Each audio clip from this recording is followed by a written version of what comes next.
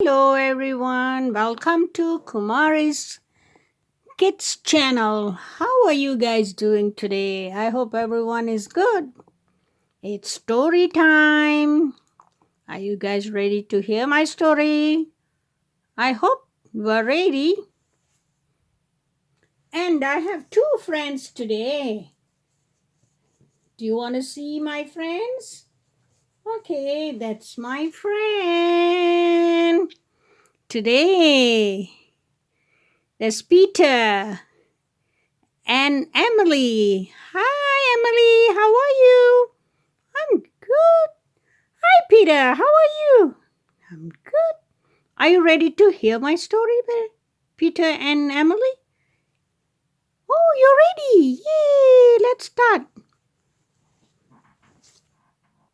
Okay, here's my story today is about I don't need friends. Rat had a best friend named Possum. Rat and Possum did everything together. Look, this is Possum and Rat.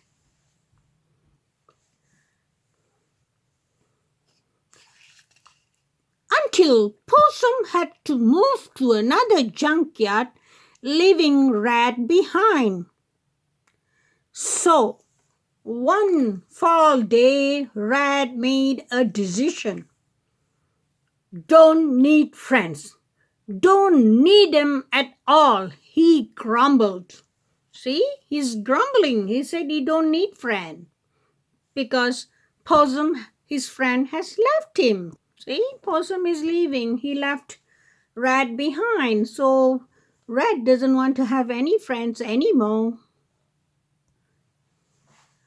Morning, Rat, said Mouse. How do you? How do? Terrible, said Rat as he scrounged for scraps.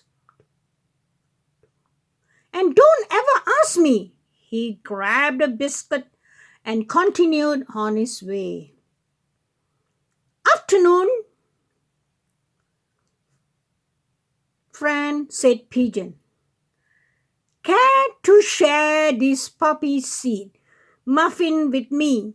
I'm not your friend, and I don't share, said Rat in a huff. Look, Rat is very angry. He don't want to share. And he said, I'm not your friend. Evening, Rat called Raccoon. I'm having a party. Care to come? Don't like parties, said Rat. And I don't like you. Raccoon frowned and scurried away. All alone, Rat slept in his crate. He could hear the chattering and cooing of the animals and birds at the party. He thought of his old friend Possum and sighed. Don't need friends, he mumbled as he drifted off to sleep. Don't need them at all. So he doesn't want any friends. He's not happy because Possum left him. Day after day, Rat kept to himself, mumbling and grumbling to no one in particular. If anyone spoke to him, he just sneered. Pretty soon the animals stopped inviting Rat to parties. They stopped asking him to share their meals. They even stopped saying hello. Fine with me, thought the Rat. Don't need friends. Don't need them at all.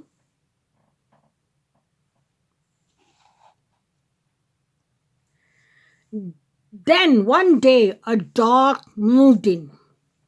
He was big, he was dirty, and he was a real grouch. Don't you come near me, snarled Dog as Rat made his morning rounds for scraps. Fine with me, said the rat. See? The rat said to the dog, it's fine with me. So rat and dog stayed on opposite sides of the junkyard. Rat in his crate and a dog in his barrel. Sometimes they watched each other from across the way. Hey, rat, barked dog. Don't you come over here? Don't you come over here either, shouted rat. At night, rat could hear dog howling to the moon. It wasn't a friendly sound. Then winter came and the nights were long and cold. All the other animals huddled together, telling stories and keeping each other warm. Rat could hear them giggling as he sat alone in his crate. Look, he's alone in the crate. Hey, dog, Rat called. Don't even think of coming over here. Don't worry, dog shouted. I won't. But that night, when Rat heard dog howling at the moon, he wondered why dog sounded so lonely. Forget about that, Rat mumbled to himself as he turned his back to dog howling. Who cares about dog anyways? One winter morning, the temperature dropped to all-time low. Snow was covered the junk piles.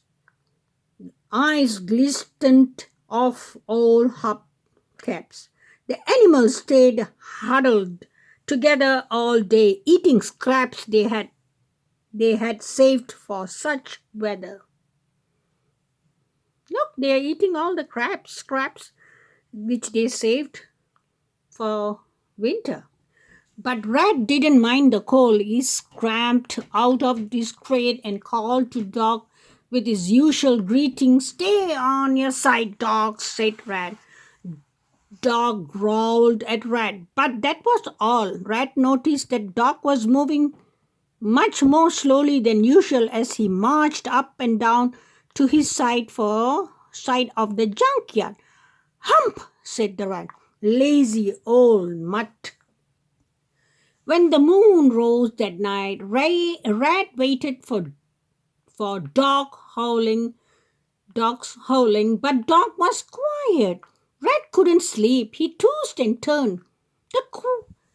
The quiet was too much for him. Don't start that howling again, Dog, cried Rat. Dog only coughed. The next day, Dog stayed in his barrel. Hey, Dog, don't you move from there, called the Rat as he gathered his breakfast. Dog only sniffled.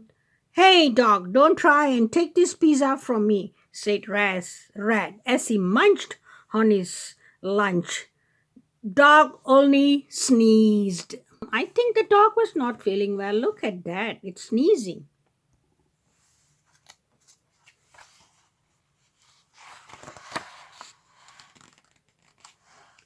Hey, dog.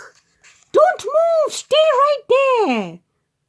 Where are you?